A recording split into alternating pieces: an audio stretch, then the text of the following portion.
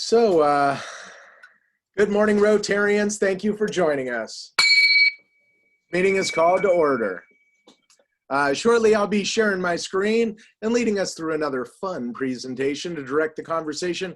Periodically, I'll bring it down so that we can have more dialogue and see each other's beautiful and friendly faces and have more, conversations.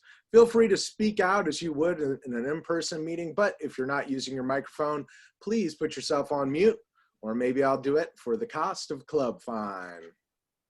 Okay, and so here we go, screen share happening. Okay, so welcome everybody to the Fortuna Sunrise Club meeting for September 2nd, 2020. This is volume 10 of my presidential year. We have an amazing Rotary Club, and I am so thankful to be a part of it. And so at this time, I'll actually bring down the screen share, and we'll introduce our guests. This morning, we have Melissa Hooven, who will be our speaker today. She's from the Humboldt Resource Center. So make a Zoom applause for her. Yeah, there you go. And, good morning, everyone. Good morning. Thank you for joining us. Who else do we have? We have Diana Rios from the Fortuna Noon Club joining us. Morning, Diana. Anybody else? I think that is our guest this morning. Thank you, everybody, for showing up. We got 29 participants. Not too bad for 7 a.m. on a Wednesday. Okay, back to the screen share. Okay. So at this time, we typically be doing the flag salute, but since we're in a virtual meeting, I've been doing little American history lessons every week. So did you know that on this day in 1992, the US and Russia agreed to a joint venture to build a space station? That was today. Cool stuff. All right. And our inspirational message this morning comes from the one, the only Herb Colby. Herb, give us some words of wisdom, if you're there.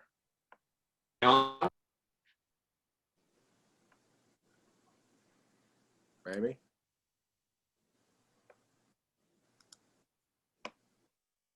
Oh, maybe he's having some. One family.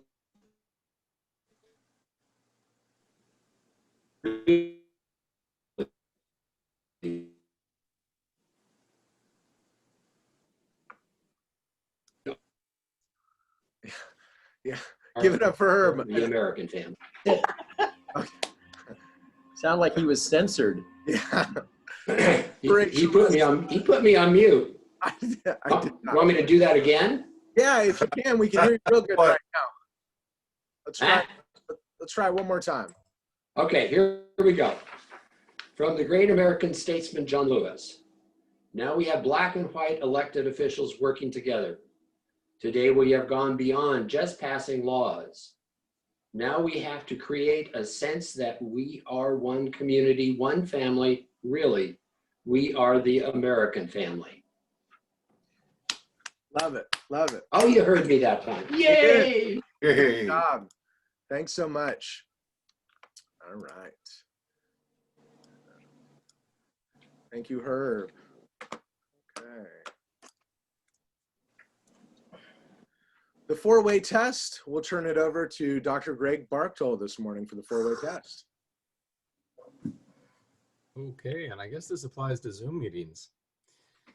So the four-way test of the things we think, say, or do. Is it the truth? Is it fair to all concerned? Will it build goodwill and better friendships? And will it be beneficial to all concerned? Well done. Thank you, Greg. All right, announcements this week. District Governor's visit is October 14th, about a month and a half away. This moment in time, it's looking like it's gonna be via Zoom, but who knows? I think if we all had a crystal ball right now, we would be in the dollars. Also, World Polio Day is October 24th, and that would have been the district conference, but I believe it has been canceled as the Sequoia Conference Center is where the JIC is meeting, the Joint Information Center, during these times, and I don't think they're leaving there anytime soon. Also, our friends at the Fortuna Rotary Club are selling raffle tickets. And is Diana Rios still with us? Yes, thank you. We had a major fundraiser meeting last night. As you guys know, we didn't get to have our major fundraiser back in May, which funds our scholarship program, but we used our reserves to fund that. But we're trying to put a little money in our account so we can do local community projects. So we're doing a raffle. There's $20 a ticket. $100 gets you 6 tickets, and we're doing cash prizes: $1,000, $750, $500, and $250. And so Dave Morris is really stressed out. I don't know if you guys have worked with Dave on our major fundraiser, but selling our tickets is kind of our big thing. Thank you to all of you guys that had already bought major fundraiser tickets. You should have been refunded for those back in May. But we have tickets for you. And he even gave me a list of names to call. And a lot of you are on the Zoom call. So I said I would come in and call them this morning. And then if you can purchase a ticket, either $20 or $100, get you 6 tickets, let me know and I will come and personally deliver them to you or mail them to you, whatever works best. So thank you so much for supporting our club so we can do good in the world just like you guys. Thank you, Diana Rios. Okay. Back to the screen share. Yeah. Okay. So the next thing I'm going to turn it over to is a 1-minute video that Rotary has put out. The title of it is Rotary During COVID-19. And the audio might be a little quiet, but I'll do my best to crank it up for you guys, okay?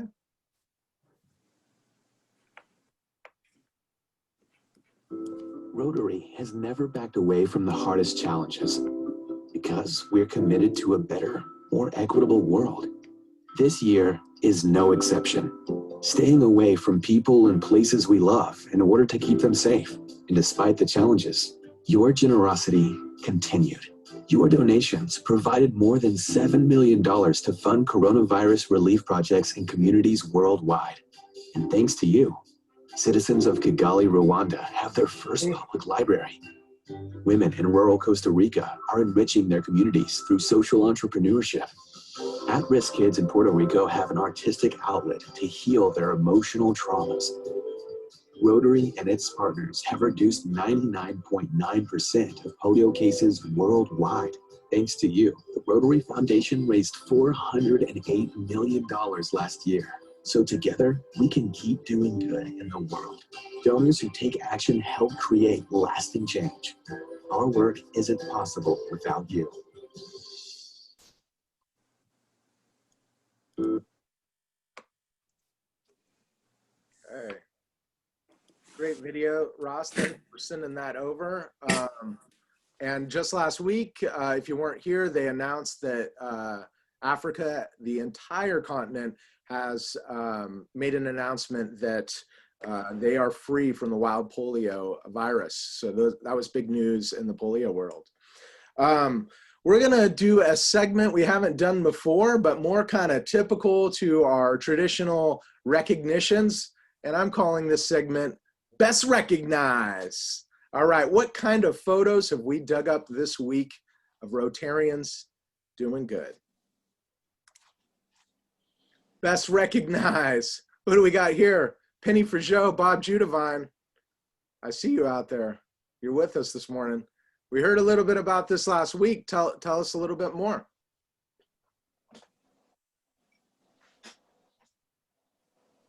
Hey, good morning, Simon. Stroke Street Club, the Merchants Association, put up a piece poll that Ms. Penny designed for us and painted, depicting an old grammar school here in Fortuna. Love it. And I like this ribbon cutting photo. It's real cute. Penny, what do you think? You have any additional words to add in there? Yeah, it's very cool that they printed all the public art in town, and that's really exciting. And I like to bring some of the history of Fortuna into the public art. One thing, when I moved to this area from Southern California in 1983, I saw that the community really had this sense of history, and it makes part of the personality of the town. And I love that about Fortuna.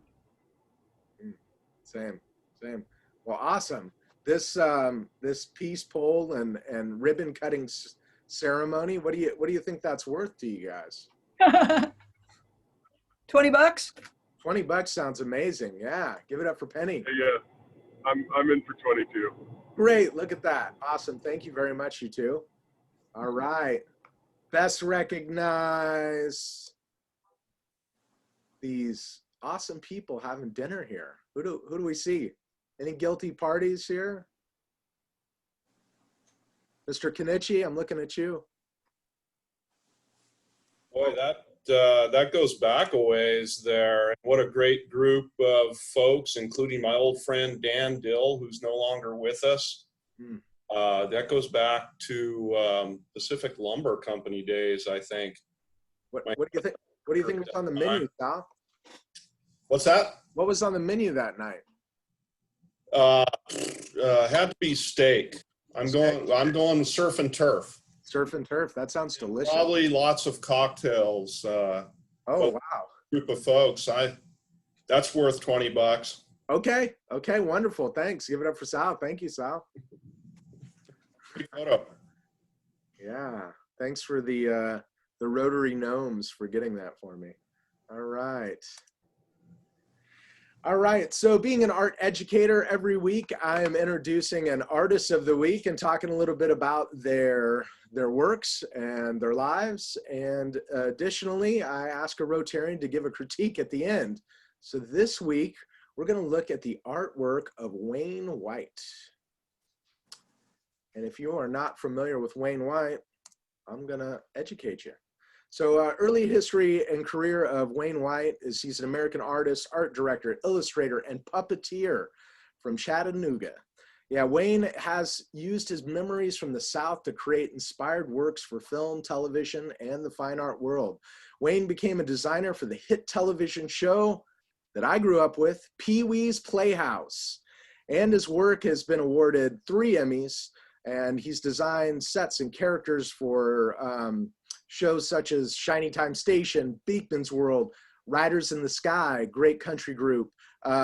He also won Billboard and MTV Music Video Awards as an art director for the seminal music videos, including Smashing Pumpkins' Tonight Tonight and Peter Gabriel's Big Time. So that's Wayne White. And here's some of his pieces. There's an art installation on the bottom left. The center is actually a hand-painted background that was used in that Smashing Pumpkins video. And on the right, we have one of his puppets from Pee-wee's Playhouse that he was talking about not knowing what he was doing when he created that, even though he'd been doing puppeteering for a long time. And he made the head out of a solid piece of pine, and it was so heavy. Every time it dropped on the set, it would just spin around in circles. Which created some interesting motion to the character, but he learned a lot during the show as well. Before that, he was doing puppeteering, kind of like, as he called, punk rock puppet shows, where they would do these installations just kind of out around his college community. Really interesting stuff. Okay. Beauty is embarrassing, as Wayne White says. White is best known for his word paintings composed of oversized three-dimensional text painted onto cheap landscape paintings that he finds at thrift stores and markets. Wayne has said that these paintings have been hanging in suburban homes for 50, 60 years, soaking up millions of hours of inane conversations and TV shows and cigarette smoke. And by the time he gets them, all the pretty has been sucked out of them. And so just a picture shunned by scholars is now cost $20,000. He goes on to say that when we see something beautiful, truly beautiful, we are in awe. And this raw emotion comes to the surface. It brings a tear to the eye, and it creates an emotional vulnerability that's embarrassing. And we're taught to be tough and not display our emotions. And artists are people who make beauty. And here we've got one of his word paintings on the bottom left, beauty is embarrassing, the kind of catchphrase. In the upper right-hand corner, he did a series where he would pour paint just right onto the surface of these paintings, let it dry, and then describe what he was seeing there. So he saw the piece of fried chicken. And the very bottom one is failed abstract paintings of the 70s. Yeah. And we'll go to the last piece here, and I'm going to call on Rotarian Ross Raleigh. Are you with us? Yeah, I knew that. You know, there's a wonderful documentary on Wayne White called Beauty's Embarrassing. I can't remember if it was on Netflix or if it was on PBS, but it is a fascinating documentary to watch. He comes from rural America. I just tried to look up where he's from, but it's somewhere in the South, I believe. Chattanooga. Where is it? Chattanooga? Chattanooga. So it sounds like you know a little bit about him. So you've got the unfair advantage here, but there's a couple things I'm looking for in this piece. Can you tell me a little bit about big electric fan to keep me cool while I sleep? Well, what you've got is a superfluous quandary of decadence and alignment with a bit of flaccidity and pondiferance. But beyond that, that's one big head inside of a dimensional building. But I do like the light fixtures above. That's real interesting for him to put all those light fixtures up there. And it looks like to me it looks like it's inside of a mall, an empty mall space with that door and all those light fixtures for a gallery of probably clothing or something. That's my take.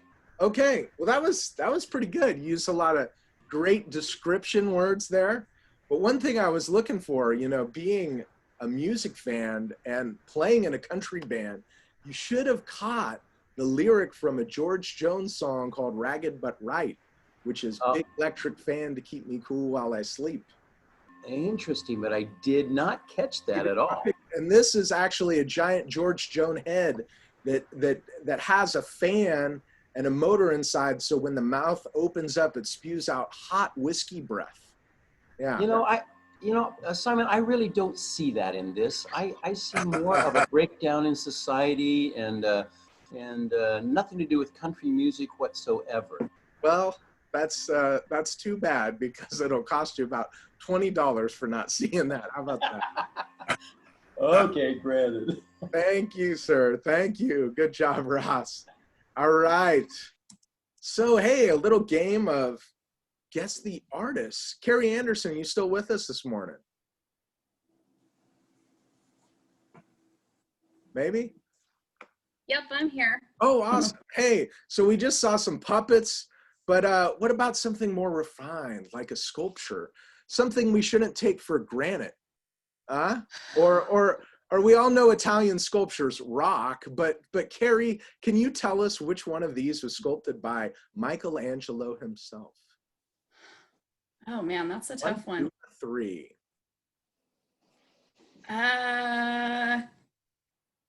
Let's go with 2. 2. Incorrect. That's actually Medusa by Bernini. Close, but not there. How about we call on Rotarian we haven't seen for a while. How about Dennis Scott? You got a 50-50 chance. And Carrie, that'll be a $5 fine for not getting that. But Dennis, are you still here this morning? Yeah, I am.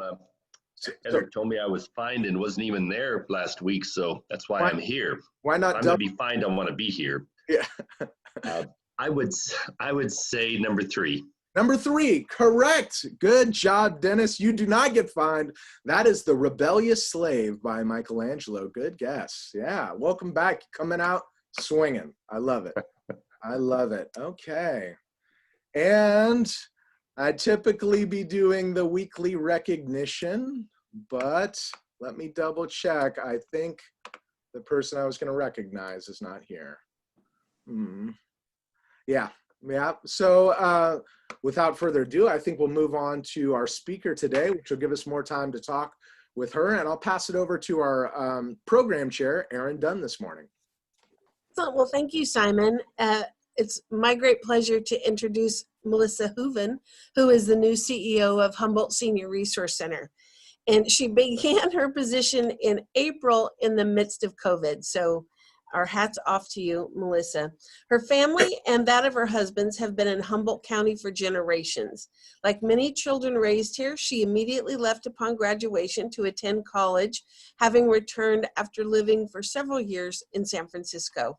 She spent most of her career working with nonprofits and arrived at HSRC after nearly 10 years with Vector Health and Rehabilitation, almost 4 of those in the position of CEO. She has 2 teenage daughters and a menagerie of farm animals, which keep the family busy, not to mention her husband, who likes to spend his time off tearing up their property with some new project or piece of equipment. My pleasure to present Melissa Hooven. Hello, everyone. Thank you for having me today. I will say that for being so early in the morning, you're a lively bunch. So I do appreciate that. A lot of fun. Yes, it has been a wild ride. Good morning, Frank. It's great to see you outside of our board meetings. And Dennis, back-to-back days in a row. It's great to see you again. Thank you. I enjoyed our meeting yesterday. It was a lot of fun. I'm looking forward to the future. I am too. And Ross, it's good to see you without your mask on. So I just wanted to give an update about where we are as an agency. As many of you may know, or might not actually, we were finally able to open our Fortuna facility. It's been a long time coming. It's really amazing. Obviously not as we had anticipated, but we are just very fortunate and we all feel very blessed that we finally had this opportunity to move forward. We are currently seeing PACE participants and our adult day health participants. As an agency overall, we've been very lucky thus far, and I hate to even say this out loud outside of the agency, but Frank knows this. We are fortunate to have not had any COVID positives, both with our participants, our patients, and our staff members, so that's a big deal. I really, give applause to our medical director, Dr. Jennifer Heidman. She's been very instrumental in making sure that as an agency, we follow very strict, very rigorous protocols. And as you can imagine, that's been a little bit difficult on us as an agency because it really means that we don't travel. We make agreements that, we go into quarantine if we have to go somewhere with a high rate of infection, et cetera. So, as Erin mentioned, coming on board in April was a little bit bizarre. I walked up the front steps wearing a mask and I was off and running. So it was weird, but I think that it's been a really good opportunity to, really be immersed in the agency during a very difficult time, because the reality is I know no different. Like, this is my reality. So everyone says that when this passes, it will be a great opportunity for me to take a deep breath and go, okay, what's next? Because we're under so much stress on a daily basis that, again, not knowing any different, the future, as I'm told, will be much easier. I don't know if that's true or not, but it will certainly be different. So I really try to keep our staff motivated and positive and kind of reframing our thought process by looking at this period of time as an opportunity for the future. Like, what are we learning right now, and what can we use from this knowledge to look at our agency in a broader scope as we move forward. I meet and I talk with Joyce regularly. So I feel fortunate that I have that established relationship with her, and she likes to joke with me that she escaped at just the right time, which, yes, kudos to her. I think she did. But we love to have these conversations about where we're going to go in the future, and I think we have a lot of possibilities. COVID has really shed the light on our older adult population and social isolation, and related negative outcomes. And so we're really focusing on the counseling aspect, behavioral health for our older adults, not just our program participants, but the community at large. And so we're really excited that we, again, can use this opportunity to look where we can focus, our skill set and what we can offer, again, to the community at large. And, Dennis and I had a lively conversation yesterday with Denise just about what the future looks like. And, maybe it's time for us to start looking at housing and things like that. So again, we're excited for the future. We're just really excited right now that as an agency, we have been able to continue doing what we do. So we're still having the ability to see our participants. We've brought back a lot of our participants on a rotating basis within our PACE clinic and adult day health. So that has, placed a little bit of stress on our employees because we want to be very careful, again, to maintain that zero positive that we've had the ability to do regarding COVID. So, being in Fortuna, it's exciting, it's beautiful. I will admit that I love going down to Fortuna. I mean, how can you not? I look outside right now, it's trippy and dreary, and then I go down to Fortuna and it's bright and sun shining and it's like, wonderful. But the facility is so beautiful that those of us who work at the big house, as we call it, on California Street, have decided jokingly that we need to switch and that we all want to work down in Fortuna, and then they can all stay at the big house because it's just such a wonderful place to be. And I don't know how many of you have had the opportunity to see the facility, before its completion, certainly not after because COVID happened. But I would love the opportunity in the future to really, do tours and let all of you inside and to catch a glimpse of what it is that we do and just what we've been able to do with the community's help. It's really tremendous and we do feel blessed. So going back to opening a new site during COVID and its complexities, we're just starting some media outreach. Ross was really instrumental in kickstarting with Renee Arche, our communications director, that community-based outreach. We spent what was it, Ross? 3 days, I think, doing filming and interviews. And so I think that he's probably up to his neck in editing right now, which you promised me that I could see before anything was put out there. I'm going to hold you to that. Promise still holds. So we're excited to start doing some outreach in the community. It is a little difficult, with physical distancing. I'm impressed that so many of you are actually on Zoom this morning. It's encouraging because I think that now we are in a place where people are more comfortable perhaps in this format. While we don't prefer it, of course, we are more comfortable. So myself and our team and perhaps some of our wonderful board members, Frank, yeah, you, Frank, just coming out into the community and doing some more outreach. So, it's really time. I think that we need to start doing that and just letting people know that we are there and we're really excited to move forward. We're looking at enrolling 3 to 5 PACE participants per month. We want to be very careful. We want to make sure we have all of our staffing in place. So that we, are being effective in what we do.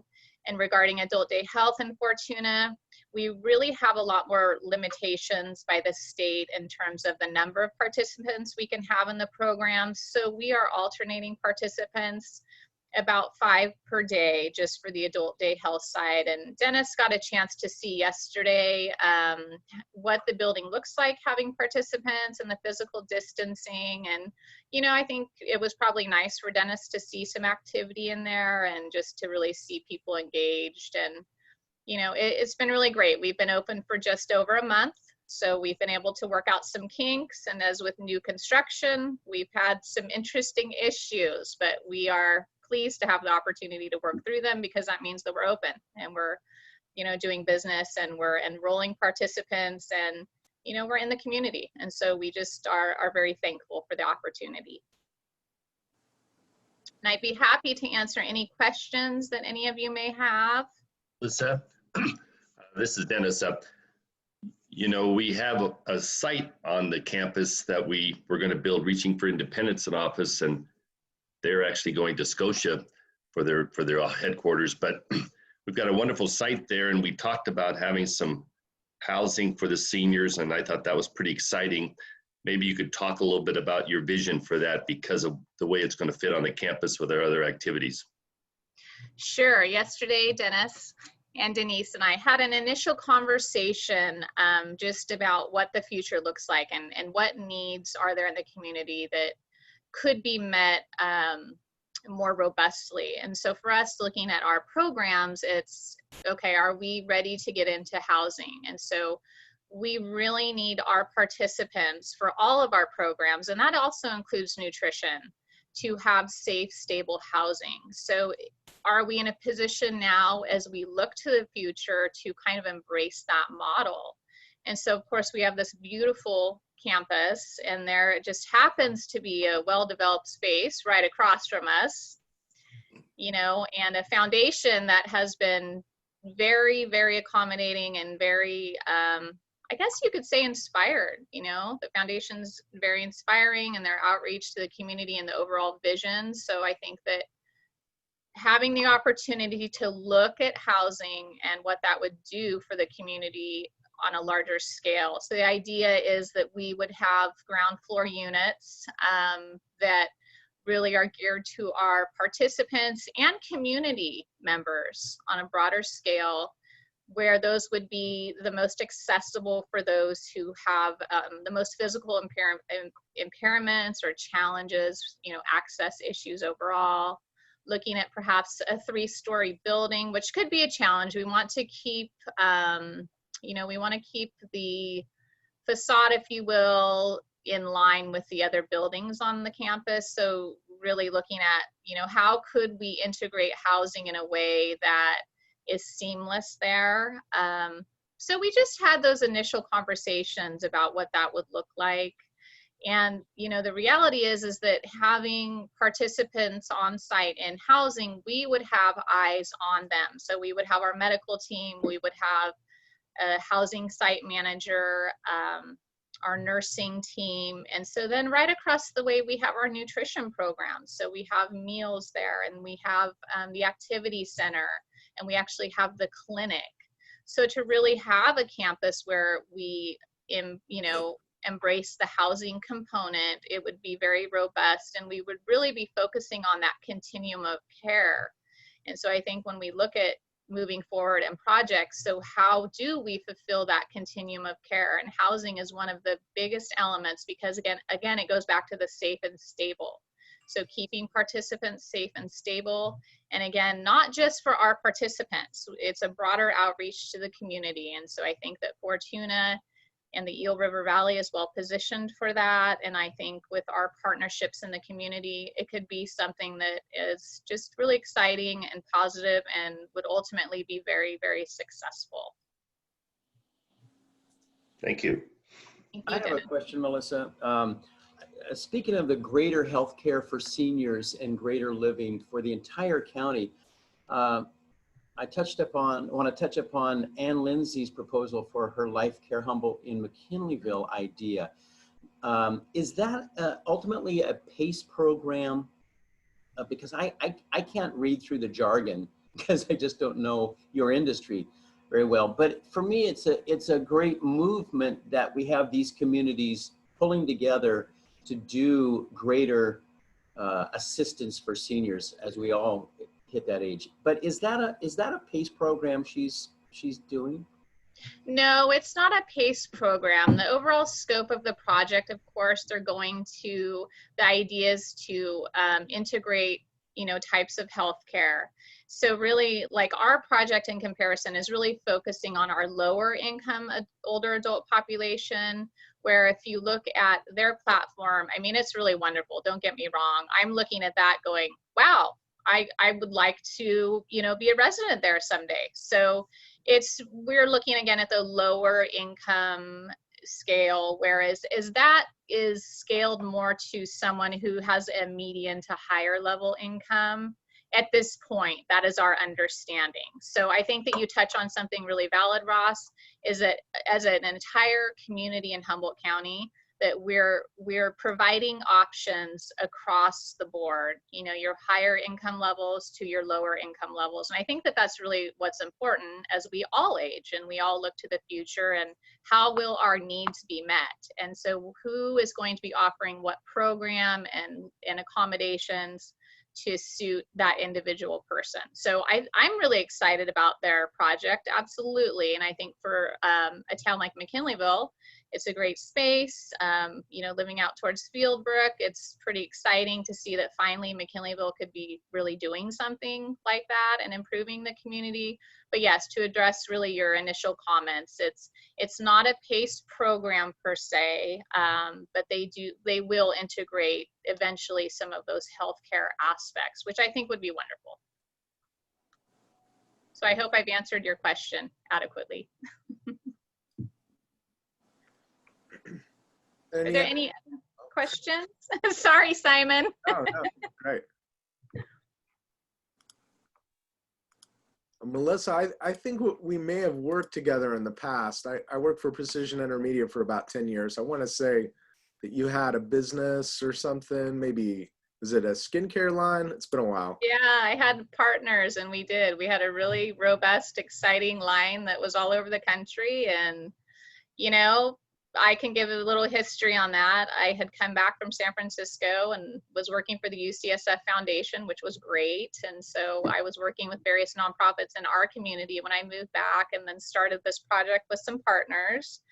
And I stepped out, and the timing was fortuitous because my mom had gotten really, really ill. And so I was pregnant with my second child at the time. So it gave me an opportunity to just kind of focus on, you know, mom and all that. We had to do a lot of traveling. She was at Stanford for a very long time and then was in assisted living. So it's really interesting that I've kind of come back to this because, you know, being involved with that in my mom's care, really, I've always had passion for those who are in need, and really seeing what she went to in skilled nursing and assisted living really is what it came down to, you know, wanting to be an advocate for our community in general, regardless of your age, but definitely as we all age as older adults. So I thought your name was familiar, Simon. Yeah.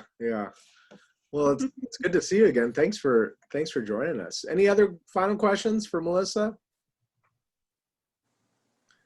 Well, thank you so much, Melissa, for coming and speaking with us. It was really enlightening, and we loved it. Yeah, everybody, make some noise or hold up the spirit fingers. Thank you, everyone. I appreciate the opportunity. You're so very welcome. All right. Hey, well, you know, I should turn it over to Mr. Rick Sinner. I kind of almost forgot about this one. What special day today, right? Yeah, I do have an announcement. Thank you for calling me there, Simon. Yeah. Friday after this, Friday will be 9/11 Patriot Day, and we'll be putting out American flags on Main Street again. Actually, this is the Serotomist of Eel River Valley's turn to do it. There are small groups that'll need our help. So those of you that would like to show up at 6:30 Friday the 9/11, show up and we'll put the flags out, take them down at 6:30 in the evening. So I hope to see a lot of you there. Thank you, Simon. You're very welcome. And we almost missed something though. Come on. Well, that's for you to say. 54 years? That's true. I've been married 54 years today. You must really love your wife. I think we all do. Joanne's very sweet. True, very true. So I will put $54 to the foundation. Woo! Love it. Thank you, Rick. Well done. Well done. Okay. Well, happy anniversary.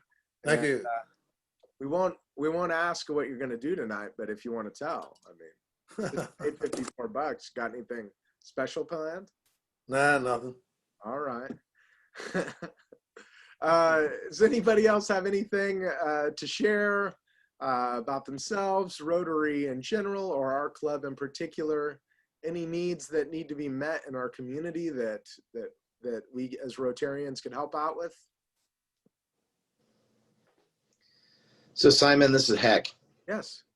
You didn't ask for us to have the opportunity to share anything, but I thought I'd throw something in there for you all. Yeah, share now. Share now. It's the time. Okay. Well, I have two things, but I don't think Jennifer Brown's on the phone, so I owed her an apology on something I forgot to do, but that was going to cost me a Rotary, but we'll catch up with that later. Okay. But this week, Eli, my son, who's 6 years old, started kindergarten. So I just thought I'd let you all know that he started kindergarten, and so that should cost the dad a few bucks. Yeah. Well, what do you think that's worth? I mean.